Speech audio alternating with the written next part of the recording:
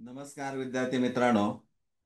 शालेय शिक्षण विभागानं अचानक यू टर्न घेतलेला आपल्याला पाहायला मिळतोय. नियमित तिसऱ्या फेरीसाठी म्हणजे कॅप राऊंड 3 प्रवेशाच्या तारखांमध्ये मोठा बदल करण्यात आलेला आहे. आता यामध्ये त्यांनी काय केलंय तर प्रवेश 25 जुलै 2025 रोजी सकाळी 10 वाजल्यापासून ते 26 जुलै 2025 रोजी संध्याकाळी 6:30 वाजेपर्यंत उपलब्ध असतील असं त्यांनी म्हटलेलं आहे. म्हणजे पूर्वी 26 तारीख होती, त्याच्याऐवजी एक दिवस ते अगोदर आलेले आहेत. म्हणजे आपण अलर्ट किती राहिलं पाहिजे हे यावरनं लक्षामध्ये येत आहे. म्हणजे 25 सकाळी 10 आणि 26 जुलै 2025 संध्याकाळी 6:30 वाजेपर्यंत याची तयारी आता तुम्हाला कशी करायची आहे काय थोडक्यात मी पुढच्या व्हिडिओमध्ये सांगेन. पण आता फक्त वेळापत्रकाशी निगडीत थोड्याफार गोष्टी फक्त सांगणार आहे. आता ही अनाउन्समेंटमध्ये आहे. जर कुणाला ऍडिशनल माहिती पाहिजे असेल तर नोटिफिकेशन मध्ये गेला आपण तर तिथंही तुम्हाला ते पाहायला मिळेल. इथं नोटिफिकेशन मध्ये गेला तर इथं तुम्हाला पाहायला मिळतं हे या पद्धतीनं ते असणार आहे. आणि इथंही सूचना येताना आपल्याला दिसते. आता इथं आपण काय हे पहा, इथं आपल्याला सुधारित वेळापत्रक नियमित फेरी क्रमांक 3 साठी आलेलं आहे. हे ऍक्टिव्हिटी ऑलरेडी आता झालेल्या आहेत. आता इथं 25 जुलै 2025 सकाळी 10 वाजल्यापासून ते 26 जुलै 2025 सायंकाळी 5:30 वाजता म्हटलंय पहा. आणि वर अनाउन्समेंटमध्ये 6:30 म्हटलेलं आहे. म्हणजे त्यांच्यामध्ये सुद्धा कन्फ्युजन किती चालू आहे हे आपल्या लक्षामध्ये येईल. त्यामुळे आपण सावध राहणं गरजेचं आहे. आता इथं अनुक्रमणिका 3 जर आपण पाहिले तिसरा पॉईंट तर नियमित फेरी 3 साठी अलॉटमेंट पोर्टलवर जाहीर केलं जाणार आहे. त्यामुळे बऱ्याच विद्यार्थ्यांना आता प्रश्न पडला असेल की सर आम्हाला उच्च माध्यमिक विद्यालय मिळालेलं आहे की नाही हे कोणत्या किंवा किती तारखेला कळेल आणि केव्हा कळेल थोडक्यामध्ये. तर 25 तारखेला अगदी सकाळी 6 वाजता जरी म्हटलं तरी तुम्हाला तुमच्या लॉग इन मधून गेला किंवा डायरेक्ट ऍप्लिकेशन नंबर टाकला तर तुम्हाला कोणतं कॉलेज अलॉट झालेलं आहे हे निश्चित तुम्हाला समजू शकेल. आणि त्याच दिवशी कॉलेज लॉग इन मध्ये सुद्धा त्यांना यादी विद्यार्थ्यांची जाणारी आहे. आणि on the same day there is a display of cut off list for the next round. त्यामुळे विद्यार्थ्यांनी या 2 दिवसामध्ये आपला प्रवेश निश्चित करणं गरजेचं आहे. या 2 दिवसामध्येच आपल्याला प्रवेश निश्चित करायचा आहे हे आपण लक्षात घ्या. आता इथं ऍडमिट रिजेक्ट आणि कॅन्सल जो पार्ट असणार आहे याच्यावर स्पेशल व्हिडिओ मी काढणार आहे कारण खूप महत्वाचा आहे. म्हणजे इथं एवढ्या ऍक्टिव्हिटीज आपल्याला कराव्या लागणाऱ्या आहेत. आता इथं कोटाच्या बाबतीमध्ये जुनं वेळापत्रक पाहिलं तर फक्त अल्पसंख्याकांचा उल्लेख होता. पण आता ह्या वेळापत्रकामध्ये पुन्हा आपल्याला असं दिसतंय की इथं इन हाऊस कोटा, व्यवस्थापन कोटा आणि अल्पसंख्याक कोटाचा उल्लेख केलेला आहे. म्हणजे नेमकं काय चाललंय यांचं हे आपल्याला कळायला मार्ग नाही.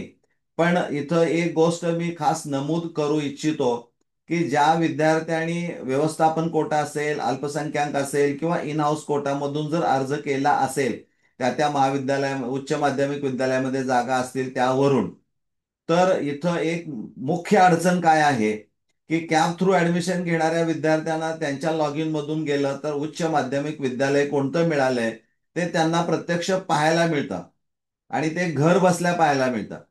पण दुर्दैवानं या कोटांतर्गत राखीव जागावर दावा करणाऱ्या किंवा ज्याने अर्ज केलाय त्या विद्यार्थ्यांच्या बाबतीमध्ये मात्र हे घडत नाहीये. मग यांच्या बाबतीमध्ये होतं काय तर या विद्यार्थ्यांना 25 तारखेलाच ज्या कॉलेजचा प्राधान्यक्रम तुम्ही दिलेला आहे त्या कॉलेजमध्ये प्रत्यक्ष जाऊन तुम्हाला भेटावं लागेल. आणि तिथं भेटल्यानंतर चौकशी करायची की मी मॅनेजमेंट कोटा किंवा ज्या कोट्यातून उल्लेख तुम्ही अर्ज भरलाय त्याचा उल्लेख करायचा आणि सांगायचं की मला ती यादी पाहिजे आहे. खरं तर त्या कॉलेजनं एक ती यादी नोटीस बोर्डवर डिस्प्ले करणं ही जबाबदारी आहे. इथं लिहिलेलं आहे त्यांनी की दर्शनी भागामध्ये ही यादी जाहीर केली पाहिजे. पण बऱ्याच वेळा ही यादी जाहीर केली जात नाही आणि त्यामुळं विद्यार्थ्यांच्या मनामध्ये एक शंका निर्माण होते की प्रवेश देताना नेमकं मेरिटच्या आधारे दिलं जाते का आणखीन काय आहे. ही सध्या खूप जोरात चर्चा सुरू आहे.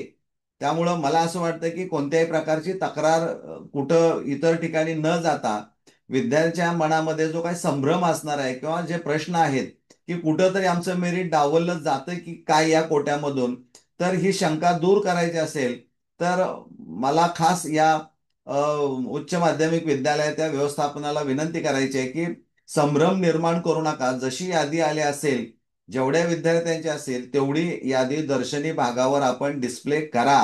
म्हणजे त्या विद्यार्थ्यांना न्याय दिल्यासारखं होईल. दुसरी गोष्ट, आपण त्यांना फोन करा.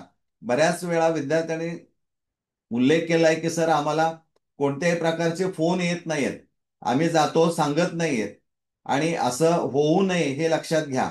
तर या अनुषंगानं आपण अलर्ट विद्यार्थ्यांनी राहणं गरजेचं आहे. कारण गरज तुम्हाला प्रवेशाची आहे, त्यामुळे या 2 दिवसामध्ये तुम्ही प्रवेश तिथं घेणं देखील गरजेचं आहे.